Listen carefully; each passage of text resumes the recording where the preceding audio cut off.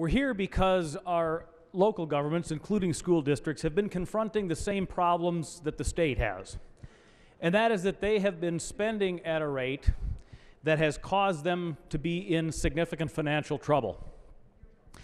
And the fact is, unfortunately, many of those expenditures are the result of federal mandates, state mandates, regulations that are beyond their control, a very powerful and strong statewide teachers union that has individual units within the various school districts.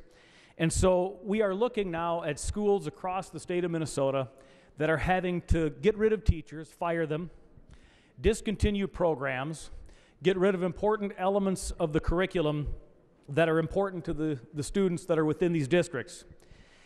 There is a 2-year across-the-board pay freeze for all school district employees. That includes everybody from the superintendent through the classroom to administration to custodial staff, everybody, a 2-year pay freeze. Now, I don't like this idea any more than anyone else who truly does believe in local control.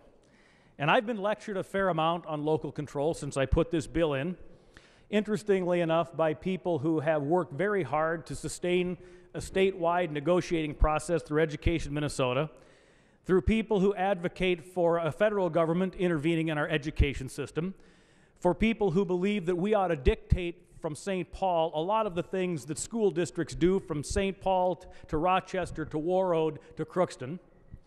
I will tell you that for those folks to be touting the virtues of local control seems a bit like me touting the virtues of the Hair Club for Men. It's not plausible. It's a pretty tough day to be a teacher here in Minnesota today. In the first vote, we took away the teacher classroom expense deduction from the federal conformity section of the bill. And here we are, we're freezing wages in the second bill. The second bill that costs $500,000 that nobody's talking about. Nobody has said where this money, how are we paying for this? This has a fiscal cost, and once again, we don't hear anything about it. I don't know what's worse, to be a senator who's not being informed on what we're doing here in this body these days, or to be a teacher in Minnesota. Sad day.